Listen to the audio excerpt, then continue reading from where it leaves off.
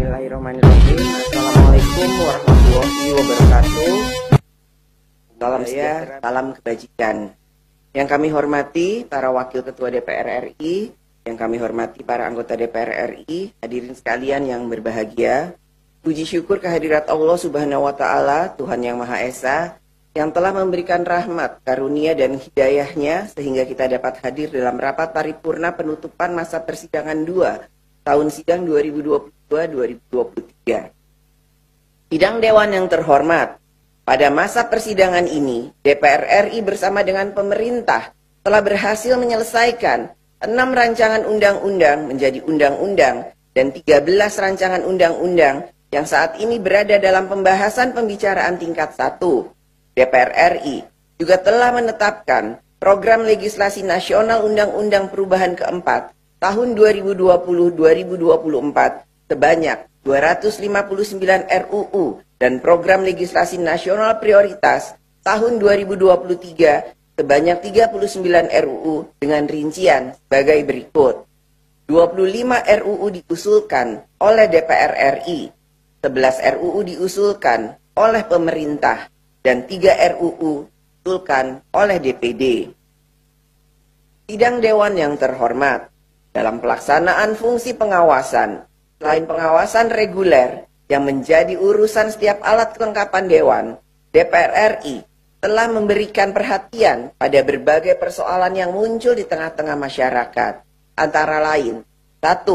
Kejadian luar biasa, KLB polio dan percepatan vaksinasi polio. 2. Permasalahan gagal ginjal akut progresif atipikal. 3. Penanganan bencana alam akibat cuaca ekstrim. 4. Permasalahan guru pegawai pemerintah dengan perjanjian kerja atau P3K. 5. Blank spot siaran televisi analog serta pengadaan dan pendistribusian set-top box yang belum tepat sasaran. 6. Penanganan atau penertiban overdimension overload atau kelebihan dimensi beban. Dan 7. Persiapan menghadapi Natal dan Tahun Baru dan tingginya harga bahan makanan pokok menjelang akhir tahun 2022 ini. Negara atau ASN dengan status kontrak dan honorar menjadi sorotan. Ini setelah DPR mengesahkan 39 RUU masuk ke dalam program legislasi nasional atau Prolegnas 2023. Pembahasan Prolegnas ini bisa berlangsung intensif selama setahun, tergantung prioritas RUU mana yang dipilih. Pembahasan revisi UU ASN ini akan ditunggu oleh ratusan ribu tenaga honorer, kontrak, pegawai tidak tetap karena terkait ini disebutkan.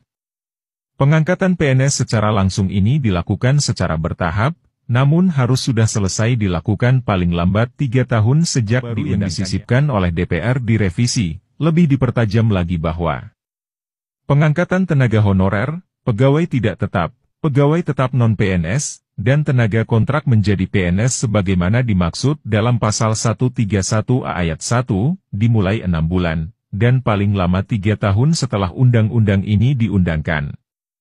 Pada saat undang-undang ini mulai berlaku, pemerintah tidak diperbolehkan melakukan pengadaan tenaga honorer, pegawai tidak tetap non-PNS. Pertimbangan pemerintah terhadap pengangkatan ASN ini, seperti tertera di bagian penjelasan berikut. Sistem kepegawaian yang tepat untuk diberlakukan pada instansi pemerintah adalah sistem kepegawaian tunggal, yaitu mereka yang melakukan pekerjaan yang sifatnya sama haruslah memiliki status dan sistem kepegawaian yang sama. Pemerintah menilai, perbedaan status dan sistem kepegawaian hanya akan mengakibatkan kecemburuan dan perbedaan perlakuan pada para pegawai yang sama-sama bekerja pada instansi pemerintah. Perlu dilakukan tindakan afirmatif untuk melindungi hak mereka yang sudah bekerja pada instansi pemerintah dalam hal ini tenaga honorer, pegawai tidak tetap, pegawai tetap non-PNS, dan tenaga kontrak, dengan melakukan pengangkatan sebagai PNS secara langsung. Pengangkatan PNS ini dilakukan untuk mereka yang telah memperoleh SK sebagai tenaga honorer, pegawai tidak tetap non-PNS, atau tenaga kontrak sebelum tanggal 15 Januari 2016.